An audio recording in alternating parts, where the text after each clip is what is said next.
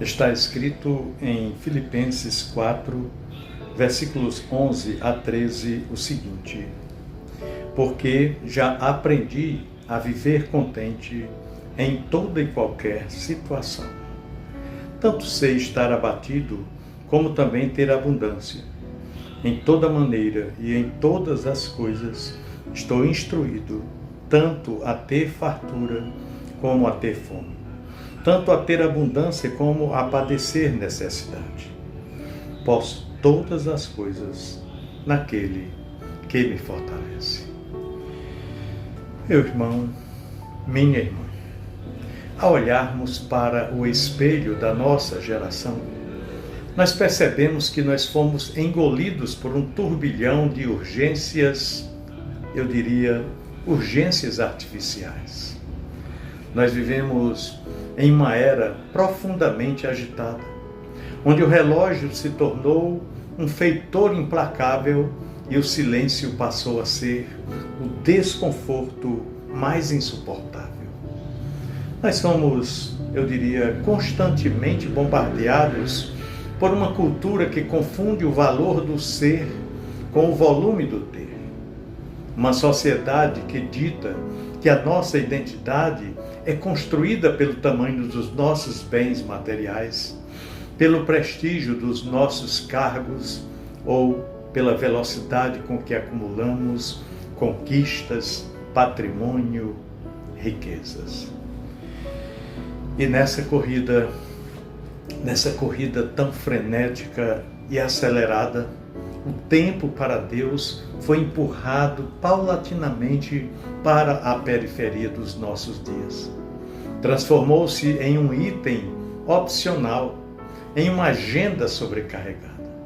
E é exatamente no epicentro dessa crise existencial e também espiritual que a voz do apóstolo Paulo ecoa de forma tão contundente e revolucionária a partir de uma cela de prisão lá em Roma.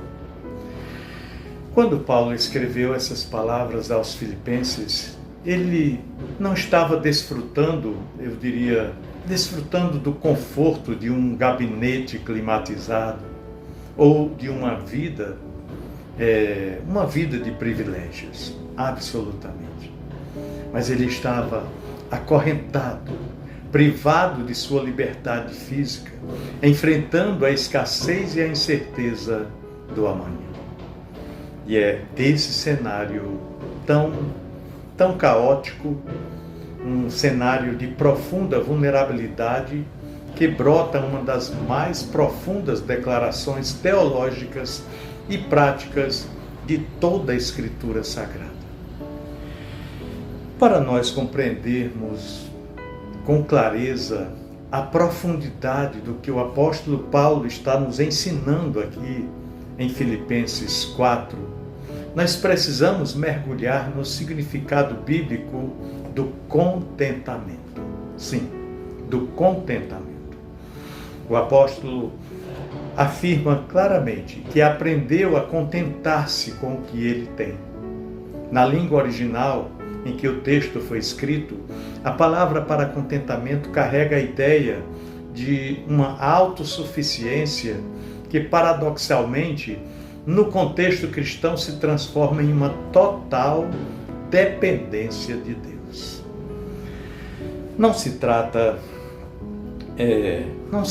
aqui de uma resignação apática, de um estoicismo frio,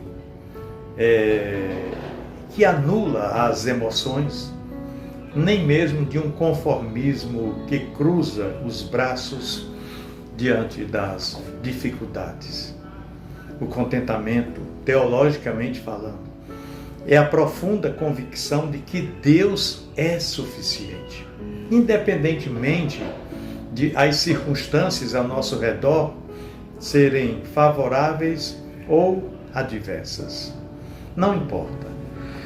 É a percepção, eu diria, a percepção espiritual de que o nosso valor e a nossa segurança não estão ancoradas naquilo que nós possuímos, mas em quem nos possui. Enquanto o mundo nos ensina que a felicidade depende da soma de fatores externos, a teoria do contentamento nos mostra que a verdadeira paz é uma realidade interna, cultivada na presença daquele que preenche todas as coisas, Deus. Esta é uma ciência espiritual que não nasce conosco, não. O próprio apóstolo Paulo diz aqui no versículo 11 que aprendeu a viver assim, porque eu aprendi a viver contente. Isso significa que o contentamento é uma disciplina da alma. Trata-se de um aprendizado que se desenvolve na escola da vida e principalmente no deserto das provações, no meio dos problemas, das adversidades. Nós não nascemos resilientes, nós nos tornamos resilientes quando permitimos que o Espírito Santo trabalhe em nossos corações em meio às tempestades, por mais fortes que elas sejam. E o apóstolo relata que sabe estar abatido e sabe também ter abundância.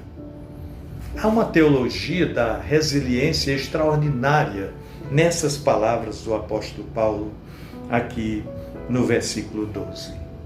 Muitas vezes nós pensamos que o maior teste da nossa fé corre nos momentos de escassez, quando a mesa está vazia, quando a saúde está fragilizada e as portas parecem fechadas.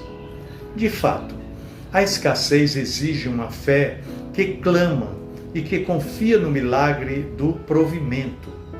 No entanto, o apóstolo Paulo nos alerta, ele aqui nos alerta que ter abundância também é um teste rigoroso para a nossa alma. Por isso que ele diz que aprendeu a estar contente.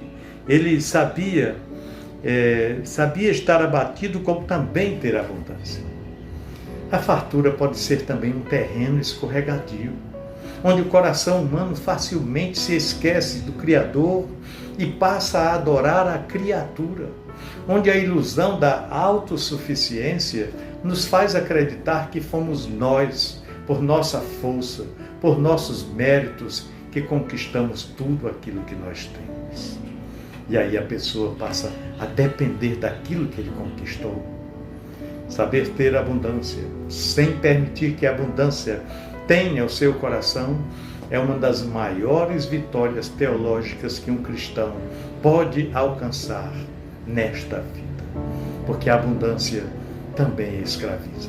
Talvez mais do que a dificuldade, do que a pobreza.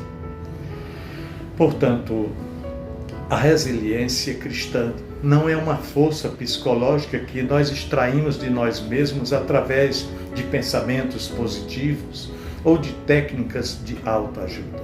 Não. Ela é o resultado de estarmos instruídos em toda maneira e em todas as coisas. Paulo usa o termo que aponta para os mistérios de uma iniciação.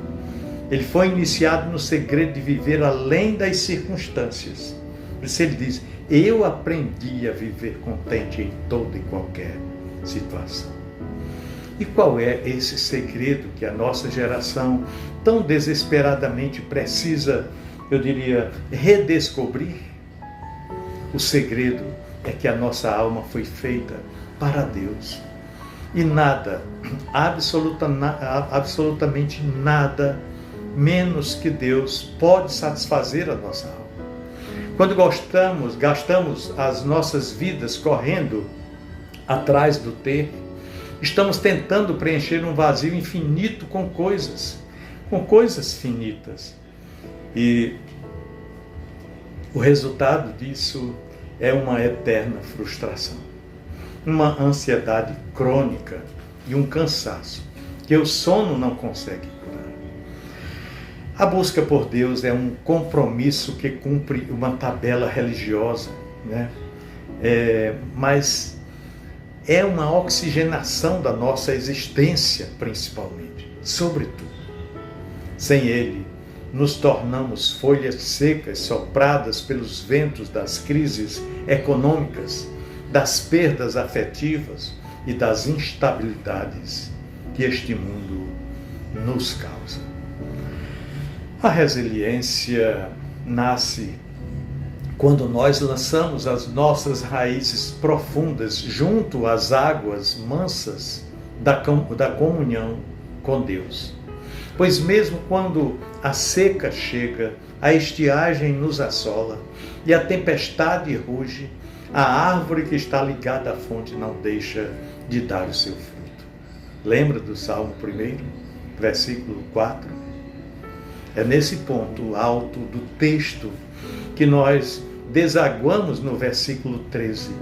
Versículo este que por tantas vezes é citado, mas frequentemente distorcido por uma teologia triunfalista e superficial.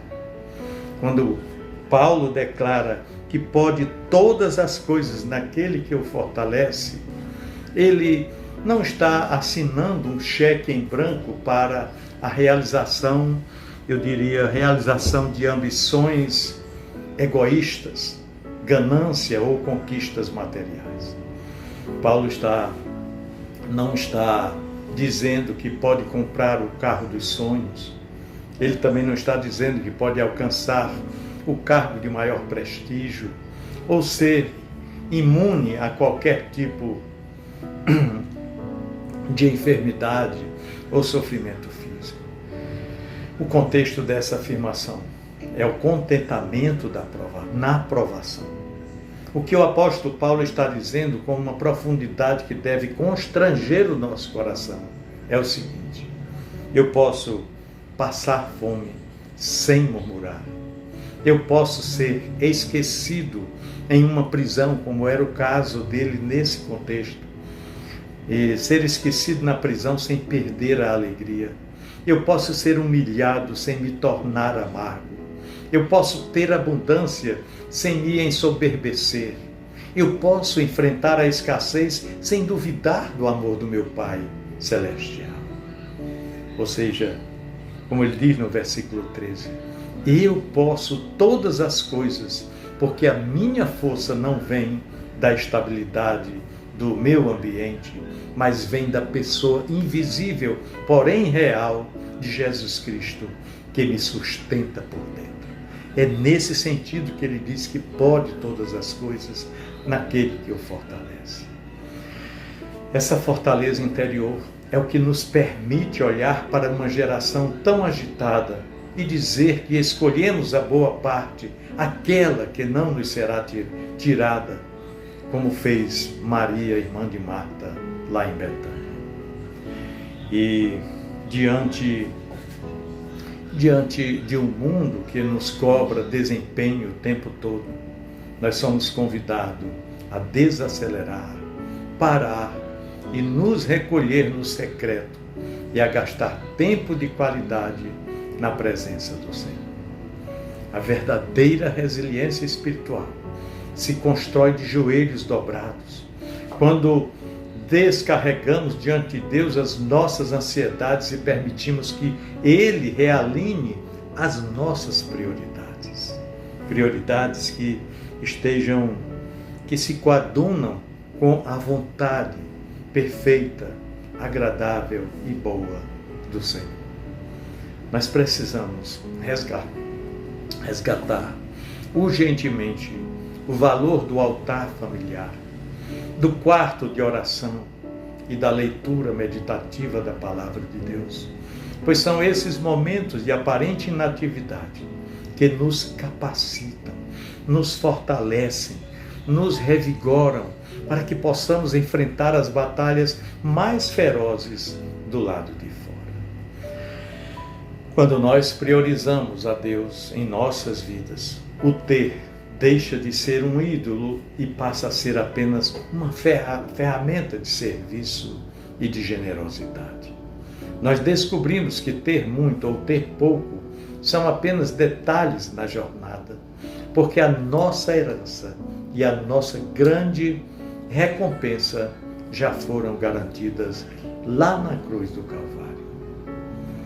E assim, meu querido irmão, minha amada irmã, que possamos, depois desta reflexão espiritual, sair com o coração, eu diria assim, pacificado e com a mente renovada. O meu desejo é que o Espírito Santo lhe ensine a arte divina do contentamento, desmascarando a ilusão de que a nossa vida consiste na abundância dos bens que nós possuímos. E Jesus disse que a felicidade do homem não consiste na abundância dos bens que ele possui. Nas horas de abatimento, que a graça de Deus nos sustente e nos impeça de desanimar, de desistir. Nas horas de abundância, que a humildade nos guarde e nos impeça de esquecer que tudo vem dele e para ele. Que sejamos homens e mulheres resilientes, não por causa de uma fortaleza humana que se quebra com o primeiro sopro da adversidade, mas porque estamos firmados na rocha inabalável que é Cristo Jesus. Nele e somente nele, nós verdadeiramente podemos todas as coisas, atravessando os vales e escalando os montes desta vida, com os olhos sempre fixos na eternidade, sabendo que a nossa suficiência vem inteiramente do Senhor. Pensemos nisso, no amor de Cristo. Amém.